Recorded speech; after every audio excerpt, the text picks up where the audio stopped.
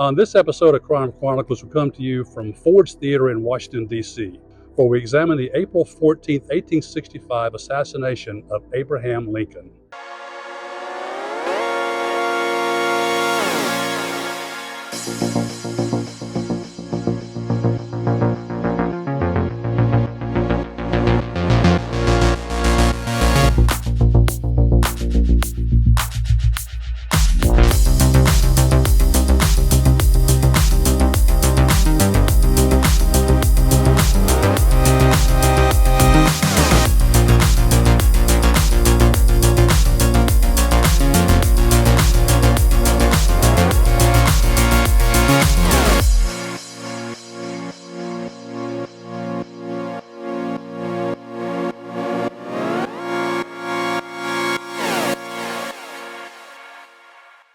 On April 14, 1865, at Ford's Theater in Washington, D.C., President Abraham Lincoln and his wife Mary were watching a comedy called Our American Cousin. At around 10:10 p.m., an actor named John Wilkes Booth entered the presidential box and shot Lincoln in the back of the head. Lincoln died the following morning.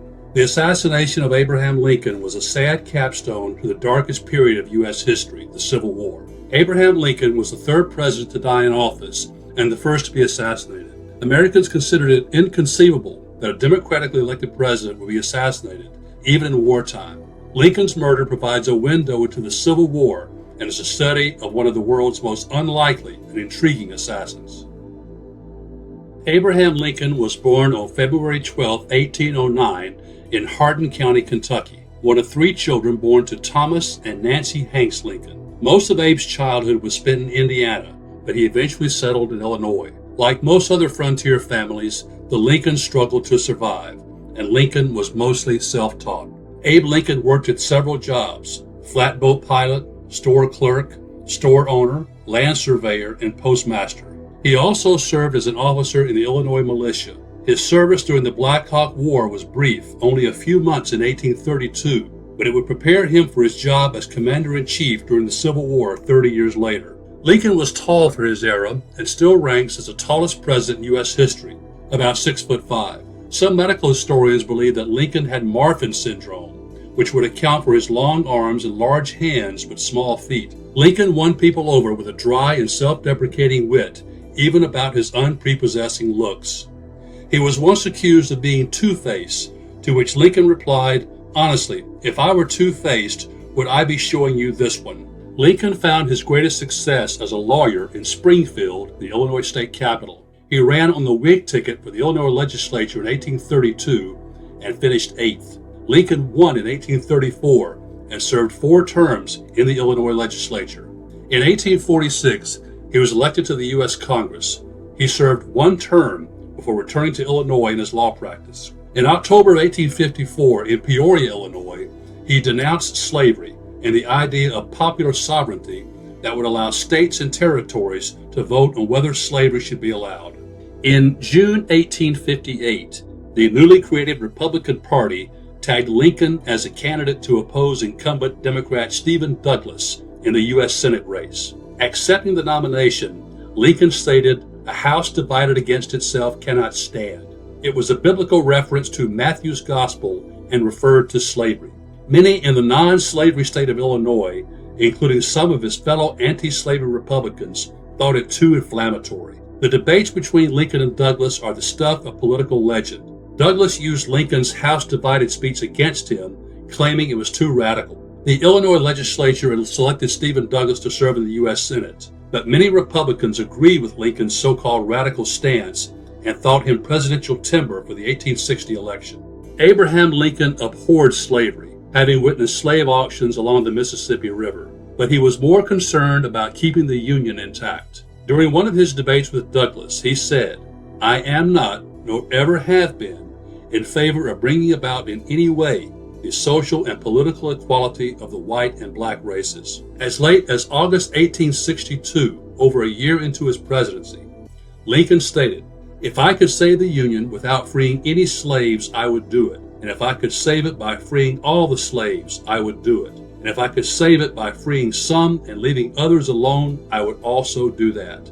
As the 1860 presidential election approached, The tensions over slavery that divided the agrarian, slavery-dependent South and the industrially rich North had been building for decades. Some southern states, led by South Carolina, vowed to secede from the Union if Abraham Lincoln was elected. Lincoln won the most electoral college votes with 180. South Carolina officials met in Charleston and on December 20th, 1860, voted to secede. By February 1861, 7 other states had seceded and created the Confederate States of America, or the CSA. Many in the North were content to let the South go, but not Lincoln. Had it not been for the events at Fort Sumter, South Carolina in 1861, the Civil War might not have been fought. But South Carolina would strike the match that galvanized Northern public opinion. Around the time of Lincoln's March presidential inauguration, the U.S. Army stationed at Fort Sumter was under siege by South Carolina forces, who demanded that Union forces abandon the fort and hand it over to South Carolina. Union forces were running low on supplies and were surrounded by hostile forces. On April 12, 1861, Confederate forces or South Carolina forces fired on the defenseless fort. Northern states were enraged. Other southern states seceded and the American Civil War had begun. It would cost over 600,000 battlefield deaths, thousands more deaths from other causes, economic devastation, and leave wounds that have not healed over 160 years later. For 4 long, bloody years, Americans were at war with each other. Although both sides prevailed in a number of battles, the rural Confederacy was no match for the industrially powerful North. By early 1865, it had become clear that the Union would prevail over the Confederacy. On April 9th, the CSA's top general, Robert E. Lee, surrendered to Union General Ulysses Grant at the Appomattox Courthouse in Virginia. The Confederate government disintegrated. Its leadership, including President Jefferson Davis, was on the run. Although the Civil War would not officially end until several months later, the Appomattox surrender effectively signaled the end of the Civil War and the end of the Confederacy. But some die-hard Confederates and their sympathizers still would not relent. One of those sympathizers was John Wilkes Booth. Popular, handsome, and successful, John Wilkes Booth was unlike most other American assassins. Booth considered himself as a soldier for a cause that is held in contempt today, white supremacy. John Wilkes Booth was born on May 10, 1838 in Belle Isle, Maryland, the 9th of 10 children born to Junius Booth and his mistress, Mary Ann Holmes, both English immigrants. Ironically, Junius Booth's middle name was Brutus, a name shared with history's most famous assassin, the leader of a group of senators who murdered Julius Caesar in 44 BC. Junius Brutus Booth was one of the most acclaimed Shakespearean stage actors of his generation, as was Edwin, John's older brother. While John Wilkes Booth became an accomplished actor in his own right, he was frustrated that he did not enjoy as much critical acclaim as his father and brother. But John Wilkes Booth was popular, his acting ability aided by his good looks and athleticism. Going to the theater was a popular pastime in an era that predated movies and television. On-stage theater in the 1860s was an undignified affair, with the audience often yelling at the performers and the performers sometimes yelling back. Like many actors today, John Wilkes Booth overestimated his political wisdom. Booth's primary passions were the Confederacy and the accompanying belief in white supremacy. His home state of Maryland was a slave state that did not secede from the Union during the Civil War. Booth admired Southern culture and thought slavery the natural state for African Americans.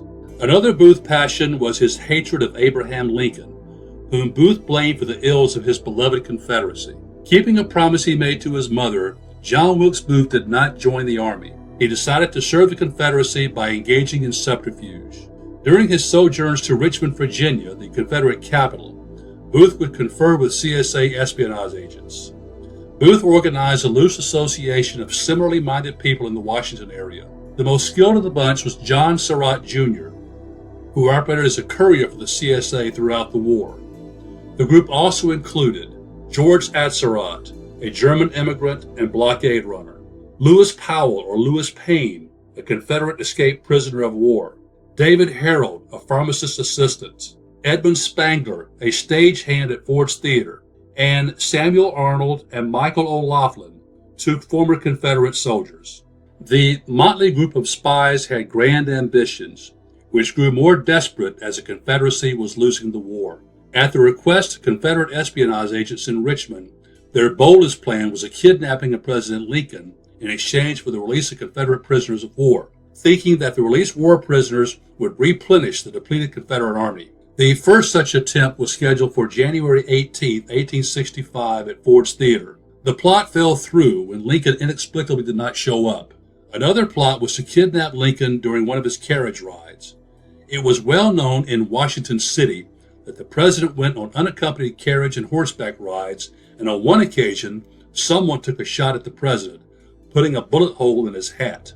Booth planned to hold him for ransom in exchange for the release of all Confederate prisoners of war, but Lincoln's ride was canceled due to bad weather. President Lincoln died not knowing who killed him, but unlike most other presidents and their assassins, Lincoln and Booth were acquainted. On November 9, 1863, Lincoln attended Booth's performance in a play called The Marble Heart. Booth reportedly turned toward Lincoln at one point, pointed his finger, and gave him a hard glare while delivering a threatening line. Lincoln reportedly remarked on Booth's intensity and was so impressed with his performance that he asked to meet Booth to pay his compliments. Booth said, "I'd rather have the praise of a black man," although his actual verbiage was cruder. John Wilkes Booth attended Lincoln's second inauguration on March 4, 1865. Booth later expressed regret for not shooting Lincoln at the inauguration, even though Lincoln seemed to be offering an olive branch toward the soon-to-be defeated South by saying, "With malice toward none, with charity for all, let us bind up the nation's wounds." For Booth, the final straw came on April 11th. Booth and Lewis Powell stood in front of the White House watching President Lincoln deliver a speech from a White House window. Lincoln stated, "It is also unsatisfactory to some that the elective franchise, meaning the right to vote, is not given to the colored man. I would myself prefer that it were conferred on the very intelligent and on those who served our cause as soldiers." This enraged Booth, who urged Lewis Powell to shoot Lincoln on the spot. Powell knew there was no chance of avoiding capture. As they left, Booth correctly predicted, "That is the last speech he will ever make." Well, I don't know if you can read the plaque behind me, but it says Surratt Boarding House. Now, this was a house that was owned by Mary Surratt. This is where John Wilkes Booth and other Confederate spies would meet together periodically and hatch plots against the Union. It is also the last meeting place that they met before the assassination of Abraham Lincoln. It's about 8:45 p.m. on April 14th, and that's where the plan took shape. The assassination would take place about an hour and 15 minutes later. We're here at a place called Wok and Roll, W-O-K and Roll. I would love to have been a fly on the wall when the name of this restaurant was pitched, as that idea was pitched. Well, we're here because this was the place where John Wilkes Booth and his Confederates, no pun intended, hatched various espionage plots and also solidified their plans to assassinate President Abraham Lincoln. Because in the 1860s, this was not Chinatown in Washington, D.C. This was a Surratt boarding house. And it was here that they would meet periodically and make these plots. And their last meeting on April 14th took place or ended around 8:45 p.m. That's where John Wilkes Booth gave the men their marching orders. John Wilkes Booth was to assassinate President Lincoln and escape Ford's Theater. George Atzerodt was assigned to go to the Kirkwood Hotel and kill President Andrew Johnson. Lewis Powell was assigned to go to Secretary of State William Seward's house and kill the Secretary of State. David Harrell was to stand outside the Seward house because Powell did not know his way around Washington, D.C. So Harrell would escort Powell out of town, and the four men would ride south and be hailed as heroes. Well, the plot demonstrates that the more moving parts there are to any plan, the more they can go wrong. John Wilkes Booth was a regular at Ford's Theater, and not just as a performer. He received his mail there. On the morning of April 14, 1865, Good Friday, Booth went to Ford's Theater to get his mail. He was told that President and Mrs. Lincoln would be attending the theater that night, along with General and future President and Mrs. Ulysses Grant, to watch a comedy called Our American Cousin, written by English playwright named Tom Taylor. He hatched his assassination plot that afternoon. Booth linked up with David Harrell, Lewis Powell, and George Atzerodt with a last-minute plan to decapitate the U.S. government by killing its three top leaders. The line of succession to the presidency was different in 1865 than it is today. Since 1967, the line of succession has been the Vice President, Speaker of the House of Representatives, President Tempore of the Senate, and then the cabinet members in order of the time the cabinet position was created, starting with Secretary of State. But in 1865, the Secretary of State was next in order of succession after the Vice President. The conspirators' final meeting came around 8:45 p.m. at the Surratt boarding house, just a few blocks from Ford's Theater. The plot was set for execution around 10 p.m., with all participants striking at the same time. John Wilkes Booth would kill President Lincoln at Ford's Theater, exit the theater, mount his horse in the alley, and make his way out of Washington City. Edmund Spangler would arrange to have someone tend Booth's horse, but Spangler did not know the assassination plot. George Atzerodt would go to the Kirkwood House on Pennsylvania Avenue and kill Vice President Andrew Johnson in his room. Lewis Powell would go to the home of Secretary of State William Seward at Lafayette Square. It was public knowledge that Secretary Seward was bedridden, recovering from a carriage accident. Powell was to kill Secretary Seward, but Powell was not familiar with Washington and would need help escaping. David Harrell would stand outside Seward's house and wait for him. Harrell would lead them out of Washington. All four would escape to the South and be hailed as heroes. George Atzerodt was ill-equipped for his cold-blooded task of murdering Vice President Johnson. He expressed his reluctance to Booth, who in turn told the alcoholic Atzerodt that his prior knowledge of the event made him an accessory before the fact. He should suffer for something he had done rather than suffer for doing nothing. Atzerodt entered a room at the Kirkwood House and asked the staff about the vice president's comings and goings. But seeing the soldiers of the Kirkwood House, Atzerodt got drunk, lost his nerve, and left, throwing his knife away in view of an alert bystander who reported it the next day. Around the same time, Lewis Powell and David Harrell arrived at Lafayette Square at the home of Secretary of State William Seward. Powell carried a package in his hand and knocked on the front door. An African-American butler named William Bell answered the door. Powell stated that he had been sent to deliver medicine to the secretary and that it had to be delivered in person. Bell doubted Powell, so Powell forced his way in and went towards Seward's upstairs bedroom. He met Seward's son Frederick and repeated his story about being sent to deliver medicine. Frederick Seward did not believe Powell and blocked his entrance to his secretary's bedroom. Powell aimed his gun at Frederick's head, but it misfired. He pistol-whipped the younger Mr. Seward, prompting William Bell to flee the house screaming murder and running for help. Powell forced his way past William Seward's daughter and fought the male nurse who blocked his path. Powell stabbed the Secretary of State repeatedly, all the while yelling, "I am mad," before fleeing. Seward was wearing braces around his head and neck because of his accident wounds, which thwarted the blunt of Powell's attack. Lewis Powell ran out the Seward house to meet David Harrell, but Harrell, having heard the commotion and seeing William Bell run for help, got nervous and left, leaving Powell on his own with no idea how to escape Washington.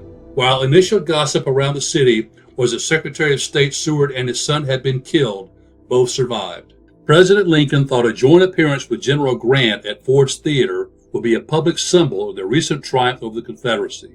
But Ulysses Grant and his wife Julia offered their apologies, saying they were leaving Washington to visit family in New Jersey.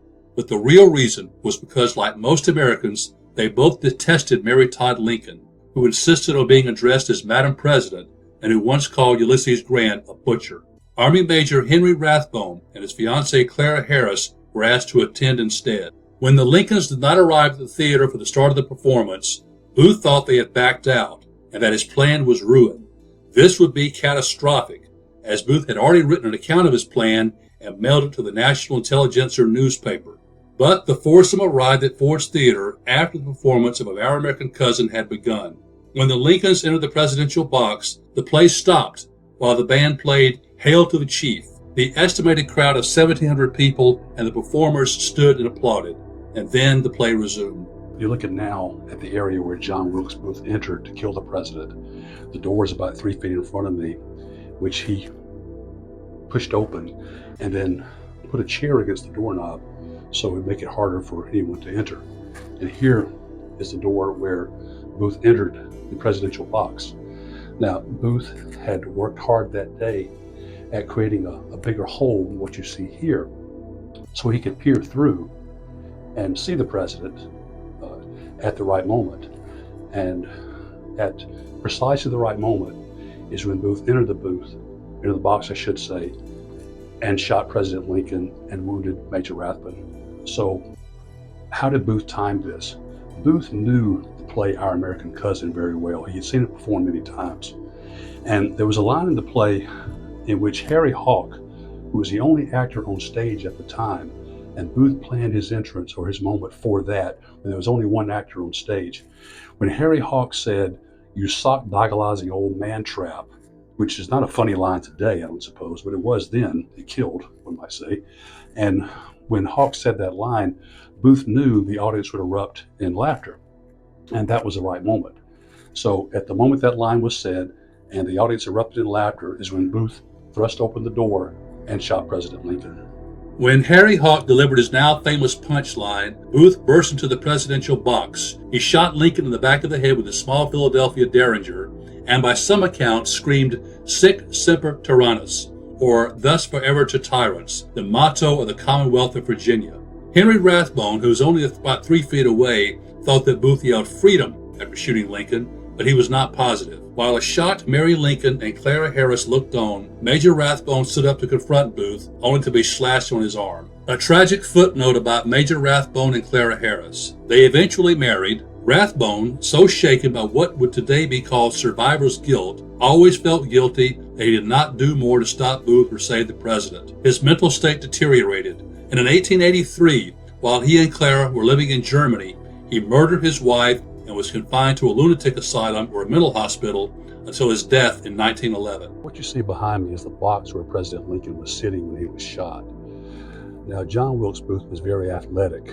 He was known for his athleticism on stage, and he thought he could make that long jump, as you can see here, from the presidential box to the stage with no problem. What he did not count on, though, was getting his leg or his boot caught in the bunting below the box and breaking his leg in the fall. Booth, probably thwarted by Major Rathbone, leapt to the stage, about a 12-foot drop, breaking his leg in the process. Although badly injured and now running on adrenaline, Booth rose and limped off stage while, according to some sources, screamed, "I killed the president and the South is avenged." Given the pandemonium, no one is sure what Booth said. Despite his broken leg, John Wilkes Booth ran from Ford's Theater, pushed aside the attendant hired by Edwin Spangler to hold his horse, mounted, and began making his way out of Washington. The city gates were sealed at night by soldiers, but Booth and David Harold separately talked the attending soldiers into letting them pass, as the soldiers were unaware of the attacks. Lewis Powell and George Atzerodt remained in Washington. The two doctors who worked on President Lincoln over at Ford's Theater thought he would not survive the bumpy road to the White House. So they asked if there was a bed nearby. And so the Peterson boarding house, where I'm standing now, is directly across the street from Ford's Theater. He was taken to the Peterson house, where he spent the night and died the following morning. Ironically, John Wilkes Booth also once spent a night at this boarding house. As a mortally wounded Abraham Lincoln lay on the floor of Ford's Theater, the first doctor to attend was Charles Leal, a 23-year-old Army physician who was soon assisted by Dr. Charles Taft. Some suggested that the president be taken to the White House, but Leal and Taft believed that Lincoln would not survive the trip over the rough streets. Several men took the president across the street to the Peterson boarding house. One of the tenants happened to be away, so Lincoln was taken to his room. I know the lighting's not very good here because of this glass behind me, but we're just trying to show you the exact place where President Lincoln did pass away. Now, this is not the bed where he slept on that night of that morning, but what I want to show you is what is significant. Oh, you really can't appreciate it from the camera's viewpoint. You can if you're here. The bed is very short because American men were, and women too for that matter, were shorter in 1865 than they are now, at least on average. And you may see artistic depictions of President Lincoln on his deathbed. Those are inaccurate because they had the president lying vertically. President Lincoln is still on record as of this time as being our tallest ever U.S. president. He was around 6'4", 6'5". He was so tall for the beds of that period that he had to be laid diagonally in order for his feet not to hang off the bed. Secretary of War Edwin Stanton arrived and took command of the investigation. The identity of Lincoln's killer was no mystery. John Wilkes Booth was well known in Washington, and he had committed the murder in front of over 1,700 people. On top of that, John Wilkes Booth was one of the most photographed men of his time. so it would be no problem distributing wanted posters giving Booth's description and name. The remaining questions were who else was involved and where Booth was hiding. At the Peterson boarding house, it soon became apparent that Lincoln would not survive. The bullet was lodged in his brain near his eye. Abraham Lincoln died at 7:21 a.m. on April 15th. Secretary Stanton reportedly said, "Now he belongs to the ages." The hunt for Lincoln's killers was on. What about presidential protection? Now, the Secret Service was created during the Civil War by President Lincoln, but its primary task was to combat counterfeiting, which was a huge problem during the Civil War. Guarding the president was nowhere on their radar, or anyone else's radar for that matter. Sometimes the Washington Police Department would assign an officer to assist President Lincoln, but President Lincoln usually told the officer to go away. Well, that night, a DC police officer named John Parker was assigned to guard the president. The president, according to Parker later on, he claimed that President Lincoln dismissed him from duty, and he probably was right. Parker, in fact, went next door to drink, on duty, mind you, because he was quite a drinker. And ironically, or coincidentally, John Wilkes Booth was drinking in the same bar with Officer Parker. Now, word reached Booth that President Lincoln had indeed arrived at the theater, so he left the bar, comes back to the presidential box here, and shoots President Lincoln. John Parker had also returned to the theater, but he had not returned to the area where President Lincoln was sitting. And so, while Mary Lincoln never forgave John Parker for his dereliction of duty, he was not even disciplined, let alone fired or prosecuted for failure to protect President Lincoln, because this was something that never happened before. This was the first time a president had actually been assassinated. While John Wilkes Booth was leading his pursuers on a manhunt that would last 12 days, Army investigators and police officers searched for other conspirators. Authorities descended upon the Surratt boarding house, being told by Edmund Spangler that he had met Booth there several times. A couple of days after the assassination, military authorities who were conducting the investigation got word of who some of the assassins were, some of the plotters were. They knew who John Wilkes Booth was. Well, Lewis Powell did not know his way out of Washington, D.C. and was stuck and did not know where to go. So, naturally, he returned to the one place where he would be found. Lewis Powell walks into the house, the Surratt boarding house, while Mary Surratt is being questioned and eventually arrested, and he is arrested by soldiers himself. After killing President Lincoln and fleeing Ford's Theater, Booth left Washington on horseback and met David Harold. The two men traveled to Surrattsville, Maryland, to the home of Mary Surratt. Well, John Wilkes Booth left Ford's Theater, the back of Ford's Theater actually, on a horse that had been arranged for him by a Ford employee, Edmund Spangler. Well, what next? Booth's escape story, or the hunt for John Wilkes Booth, has become almost as big a story as the assassination of President Lincoln itself. His first stop that night after leaving Washington, D.C. was where I am now. It is Clinton, Maryland. At the time it was called Surrattsville, Maryland, after the Surratt family. And that plays a part here. As you can see from the inscription here, I read it to you, it says, John Wilkes Booth, the assassin of Lincoln, stopped here at the house of Mrs. Surratt, that's Mary Surratt, to secure ammunition on the night of April 14th, 1865. He rode on to TB and then to Dr. Mudd's house, who set his broken leg. Now, why here? This was a place that John Wilkes Booth knew very well because he had been here many times. For one thing, Booth was from Maryland. Maryland was replete, or complete, a lot of us should say, Confederate sympathizers, because Maryland was a slave-holding state that did not secede from the Union during the Civil War. Now, he had been here several times because Mrs. Surratt and her family were heavily involved in Confederate espionage activities and gun running, and this was a safe house I should say, for either Confederate POWs on the run or people engaged in various Confederate espionage activities. And in fact, Mrs. Surratt's son, Mary Surratt's son, John Surratt, was convicted in absentia of complicity or participation in the Lincoln assassination plot, even though he had no part in that. Because they know he had no part because on the day of the assassination, even though he was a Confederate spy, he was on his way to Montreal to further his espionage activities, but had no knowledge or advanced knowledge of the Lincoln assassination plot.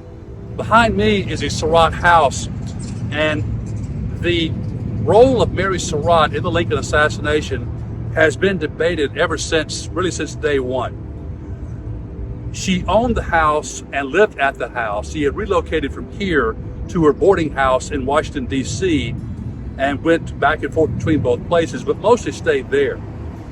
And that's where the plotters did most of their planning, was in the boarding house. So there was no doubt that Mary Surratt was heavily engaged in Confederate espionage activities, but did she have advanced knowledge of the Lincoln assassination? Well, she took no active part like the other conspirators who were hanged. But there was some damning evidence against her presented at her trial by one of her boarders that indicated that yes, she did have advanced knowledge of the plot, even though she did not take part in the actual attempt or the attempts. Well, another thing that hurt her was when military authorities raided her house behind me here, they found a cache of weapons buried in a wall. And so that helped seal her fate as well. Another factor, though, was the fact that prior to 1865, the federal government had never executed a woman for a crime. And so she was the first to suffer that punishment. On April 15th, Booth and Harrell went to the farm of Dr. Samuel Mudd near Waldorf, Maryland, for treatment of Booth's broken leg. I'm here now in Waldorf, Maryland. This is the home of Dr. Samuel Mudd, which is off to my right here. And as if John Wilkes Booth did not have enough problems. First off, why couldn't he just leave the back of the theater, or leave the front of the theater for that matter, quietly after he shot President Lincoln? Because Booth wanted to make a statement. He wanted to be a hero to the Confederacy. And plus, Booth was an actor through and through. And so he made his dramatic exit after shooting President Lincoln as a true actor would. Now, what he did not count on was breaking his leg when he jumped from the top of the presidential box onto the stage at Ford's Theater. That created a whole new set of problems for him. Now, Lewis Powell was stuck in Washington, D.C. with no way out. George Atzerodt, his other cohort in this, or one of his other cohorts, had chickened out or gotten cold feet and did not carry out the assassination of Vice President Andrew Johnson. So now Booth has a broken leg. He has the entire apparatus of the U.S. military, as well as every law enforcement officer within 50 or 60 miles of here on his tail. And so what about the broken leg? That's what brings us here to the house of Samuel Mudd. Samuel Mudd was a physician here in Waldorf, Maryland, and was very sympathetic to the Confederate cause and active in a number of Confederate activities. And so Booth and David Harold either knew Dr. Samuel Mudd or knew of him. It's not clear exactly what the relationship was, but they managed to make their way here secretly, of course, because they were being hotly pursued by the U.S. military. Now, they came here to the house of Dr. Mudd. Exactly who in this house knew what is still a matter of debate. When military and law enforcement officers arrived here at Dr. Mudd's home and questioned him, he argued that David Harold and John Wilkes Booth came to his front door and gave different names, and that Booth had suffered his leg injury in some other manner. Now, there are others who say that Dr. Mudd was clearly lying, including some of his household staff, some of the slaves here, or at least one of the slaves. And Dr. Mudd treated John Wilkes Booth, and while he was here, John Wilkes Booth decided he needed to alter his appearance, and so he shaved his mustache. Perhaps the most damning piece of evidence that law enforcement and military authorities found here at Dr. Mudd's home was a pair of boots, or at least one boot. When John Wilkes Booth was here, his leg had swelled so badly that he could not put his boot back on after he was treated. So he left the boot here, and authorities found the boot, and it hurt Dr. Mudd's argument when they saw that the initials JWB were engraved on the boot. John Wilkes Booth. Dr. Mudd was put on trial and sentenced to life in prison for his role in the Lincoln assassination. But as popular passions died down within about 3 or 4 years, he, along with several others who were convicted, who were not executed at least, for their part in the Lincoln assassination, were pardoned by President Andrew Johnson. The Mudd family maintains this place to this day, and I visited this place before, and the Mudd family, or the descendants and or volunteers, dress up in period costume and provide tours of the home. Now, it's a position of some of Mudd's descendants that Dr. Mudd was indeed innocent of any involvement in the Lincoln assassination. There's another popular myth about Dr. Mudd I'd like to address just quickly. If you ever heard the phrase, my name is Mudd, or his name is Mudd, meaning that it's someone who is in deep trouble, some believe that that saying originated with Dr. Samuel Mudd. That's not true. The saying, my name is Mudd, or his name is Mudd, or her name is Mudd, was a saying that goes back to British politics long before the assassination of President Lincoln and the involvement of Dr. Mudd in that event. Well, I'm here now at a house called Rich Hill. It's near a small town in rural Maryland called Bellalton, Maryland. In 1865, this was the home of a Dr. Samuel Cox, another Maryland resident and Confederate sympathizer. John Wilkes Booth and David Harold made their way to this place after leaving Dr. Samuel Mudd's house. They had to be very careful how they traveled because they were the most wanted men in the country, and John Wilkes Booth had a broken leg, and they were having to travel at night, couldn't see very well. Remember, it was 1865 with no lighting and so forth, and they had to very often hide in swamps and forests. Very, very uncomfortable positions for a person accustomed to the type of life that John Wilkes Booth knew. Well, Dr. Cox ordered his brother, I believe a stepbrother, a half-brother, or a foster brother, I'm not sure the exact relationship, a man named Thomas Jones, to assist Booth and Harold in their stay here. They hid somewhere on the property. And Jones and Dr. Cox brought Booth and Harold newspapers, and that's when Booth was surprised to learn that he was not only being vilified in the northern press, but in the southern pro-Confederate press as well. It was one thing for a man to kill a person for honorable reasons, but something else to cold-bloodedly walk up behind a man and shoot him in the back of the head, unarmed at that, while sitting beside his wife at the theater. On April 17th, Thomas Jones brought provisions and newspapers to Booth and Harold and suggested they stay put, as reports of nearby Union soldiers were heard. On April 18th, Booth and Harold were again told to stay put by Jones. Jones killed their horses because they were making too much noise and might betray their hiding place. 16 years later, Thomas Jones publicly admitted aiding Booth and Harold. On April 19th, Booth and Harold remained at the same location. Again, here in rural Maryland, just down the road from Dr. Samuel Cox's house. It's in this area here, although it's pretty clear now. Of course, the topography has changed, and so is the population here. But this is the area where John Wilkes Booth and David Harold were hanging out. And, of course, they had to move around. But I can read you the inscription here, which best sums up what the experience was, both in terms of the physical existence as well as John Wilkes Booth's mental state during this time. It says, after assassinating President Abraham Lincoln on April 14th, Booth and David Harold fled Washington to southern Maryland, which is a hotbed of Confederate sympathizers, including Dr. Cox. Leave Dr. Mudd's house, Liontown, they go here to Dr. Samuel Cox's house. So Dr. Cox and Thomas Jones were trying to help Booth and Harold get across the Potomac River into Virginia. And remember, there was no GPS in those days, or MapQuest or things of that nature, and having to travel at night, and Booth with broken legs, so it wasn't an easy journey, even though it was close by. Well, and that's when Booth learned the news of the newspapers turning against him, both north and south. And he, very vain man in a lot of ways, John Wilkes Booth. After all, he was an actor as part of he went with the territory, occupational hazard, one might suppose. But he also kept a diary, and some of the diary was preserved or found. And he writes in his diary about Abraham Lincoln, our country, and that's about the Confederacy now is his country. Our country owed all her troubles to him, and God simply made me the instrument of his punishment. On April 20th, Thomas Jones saw an opportunity, this is not part of the diary now, Thomas Jones saw an opportunity to get his charges across the Potomac River. After dusk, he led them southwest past his own home near Dent's Meadow and down the river. So Booth does find his way to Virginia, but if he thinks that going to Virginia is going to save him in any way, he's very badly mistaken. John Wilkes Booth believed that he would be greeted as a hero in the South. After all, he had killed the tyrant who was responsible for the misery visited upon them for the past 4 years. Much to his disappointment, he received praise from no one, even in the South. Although many Southerners detested Abraham Lincoln, Lincoln had made peaceful overtures to the South. Many Southerners thought Lincoln would be more conciliatory than Northern congressmen. On April 20th, journeying by boat, Booth and Harold tried to reach Virginia, but accidentally wound up back in Maryland. On April 21st, Booth and Harold stayed in Maryland. On April 22nd, Booth and Harold made their way across the Potomac River into Virginia, narrowly avoiding detection by a Union gunboat. They remained in Virginia on April 23rd.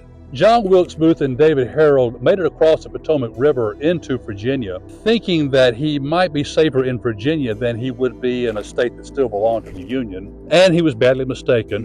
One of many miscalculations he made in the assassination of President Lincoln. They made their way here to Port Royal, Virginia.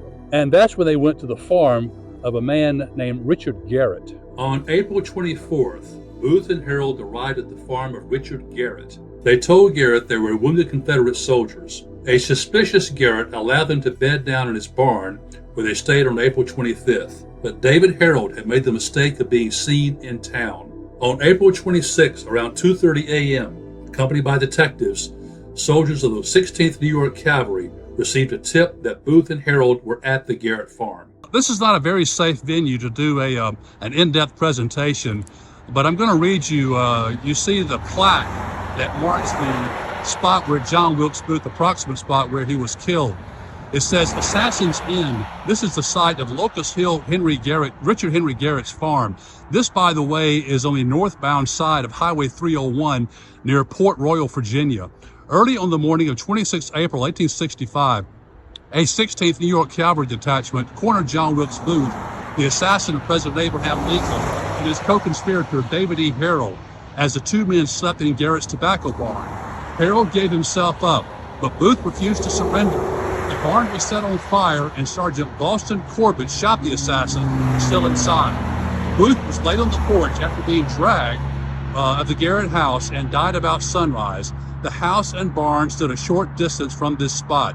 Somewhere in this area, in the median actually, the only remaining part of the Garrett barn, the remaining item there, is a stovepipe sticking out of the ground, but of course it's next to impossible to locate if you don't know exactly where to go.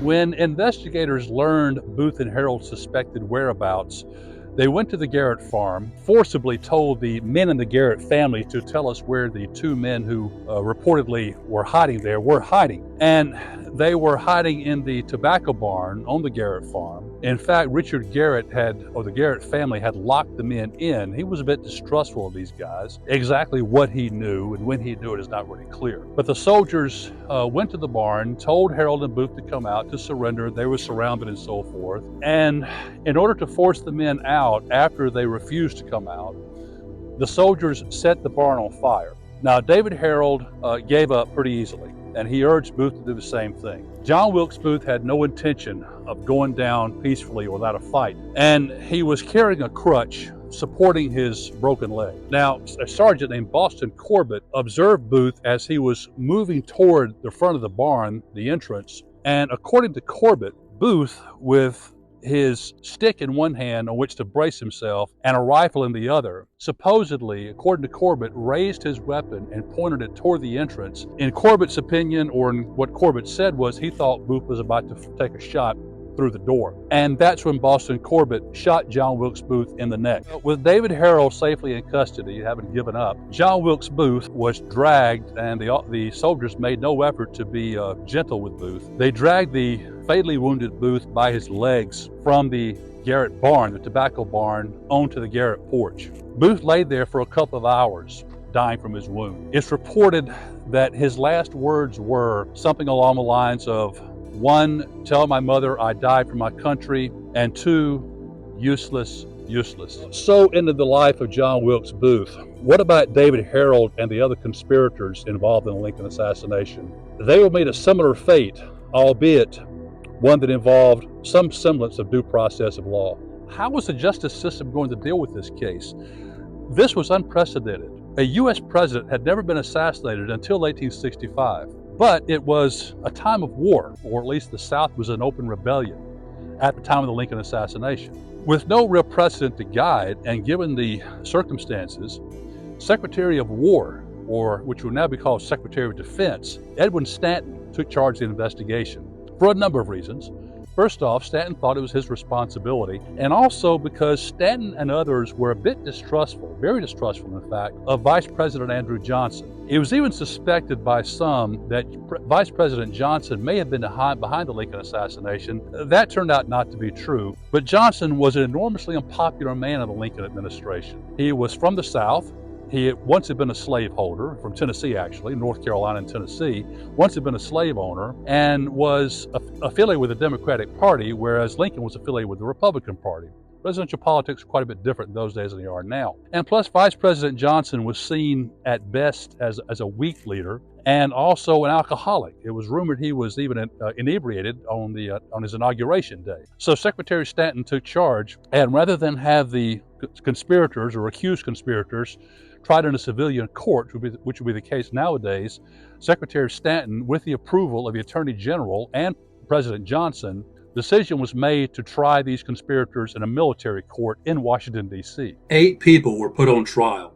Lewis Powell, David Harold, George Atzerodt, Mary Surratt, Edmund Spangler, who was accused of aiding Booth's escape, Samuel Arnold, a Booth associate who had collaborated in plots to kidnap President Lincoln, Michael O'Laughlin, another Booth associate who had collaborated in prior kidnapping plots, and Dr. Samuel Mudd, who was charged with aiding Booth's escape by treating his injuries. One accused conspirator who was not present was John Surratt Jr.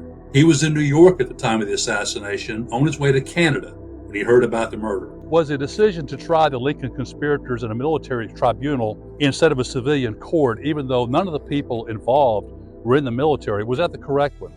Well, again, there was little precedent to guide the situation like this. One thing was certain. A case of this magnitude nowadays, or almost any case for that matter, particularly a murder case, would take months, even years, to adjudicate in a civilian court. But justice for these people, at least in 1865, was very, very swift. The trial began at the Old Arsenal Penitentiary in Washington, D.C. on May 8th, less than 1 month after the assassination. Headed by General David Hunter, there were 9 generals on the commission, with the military rules of justice requiring a majority vote on the fate of the accused. General Joseph Holt served as lead prosecutor and legal advisor to the commission, a situation that would be untenable today. The suspects stood no chance.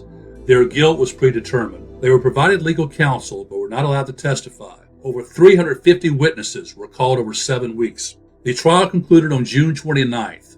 The commission reached their verdicts on June 30th after less than 1 day of deliberations. 7 defendants were found guilty of at least one conspiracy charge. George Atzerodt, David Harold, Lewis Powell, and Mary Surratt were sentenced to hang. Samuel Arnold, Samuel Mudd, and Michael O'Laughlin were sentenced to hard labor for life. Arnold and O'Loughlin's crimes were guilt by association. They were not involved in the assassination, but were Booth allies in previous kidnapping plots. Edmund Spangler was found guilty of aiding and abetting Booth's escape and received a 6-year sentence. John Surratt was found guilty in absentia. President Andrew Johnson upheld all the sentences and refused to invoke his executive power of commutation or clemency. Had authorities allowed time for preparation and calming of passions, the trial's outcome may have been different. On July 7, 1865, Atzerodt, Harold, Powell, and Mary Surratt were hanged outside the building where they were tried. Within 84 days, the accused had been arrested, tried, convicted, sentenced, and executed. John Surratt was in Canada during his trial and during his mother's execution. He was eventually arrested in Egypt and extradited to the United States. But by 1867, passions had cooled. John Surratt was tried in Maryland before a civilian court, and some of the federal charges against him had expired because of statute of limitations. A hung jury was the result. Surratt was released and not retried. President Andrew Johnson became embroiled in battles with Congress and with his cabinet, especially Edwin Stanton, which ultimately led to him being the first president to be impeached by Congress.